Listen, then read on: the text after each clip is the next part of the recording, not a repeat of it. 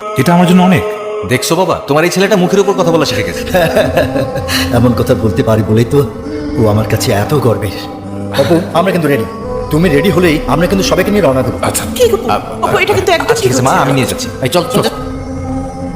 তোর পাঞ্জাবির চয়েসটা খুব ভালো হয়েছে রে। Thank you. বিসমিল্লাহ।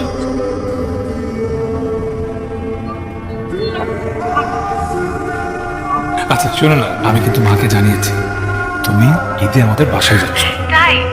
আচ্ছা, মা শুনে কি বললো? মা তো অনেক খুশি। আচ্ছা, আমাদের হবু ভাবি দেখতে কেমন সেটা তো কখনো বললি না, দেখালিও না, শুধু বললি প্রেম করতেছিস, শেষ।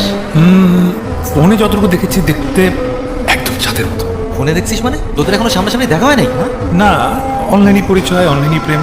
এই ঈদে আমাদের বাসায় আসবে, তখন প্রথমবার দেখা হবে। সবসময় কথা কম বলো কেন আমার সাথে? তুমি বলো, তোমার কথা শুনতেই আমার বেশি ভালো লাগে। তুমি এত সুন্দর করে কিভাবে কথা বলো বলো তো? তোমার প্রেমে পড়ার পর থেকে এই যে তুমি যে বলেছো আমাকে তুমি বিয়ে করবে, কিন্তু এটা কি সম্ভব?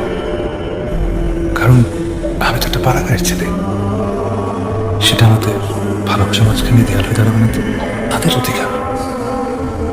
তুমি আমার জীবনের সুখ। যতদিন বেঁচে আছি তোমার ছায়াতেই বেঁচে থাকতে চাই। কনের রুম কোনটা? Thank you.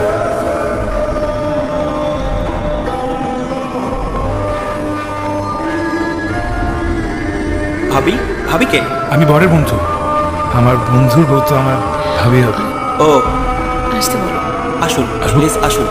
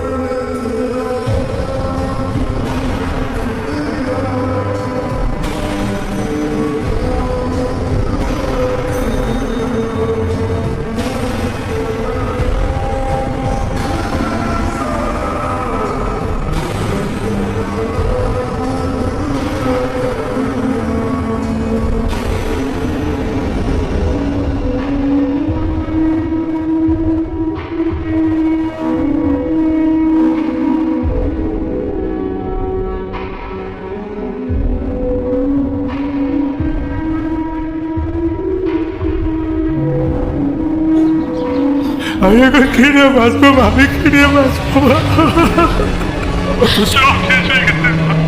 সব শেষ হয়ে গেছে। বাবার সাথে এরকম ছলনা করবো আমি জীবনে ভাবতে পারিনি। এগুলো মিথ্যা কথা বাবা, তো ভালোবাসা, তুই আমাকে মাফ করে দাও। তুই এই কথা কেন কথা শুনবো? তুই বলছিলেন আমার কেউ না দেখে মন না দিতে, আমি তোর কথা শুনি না।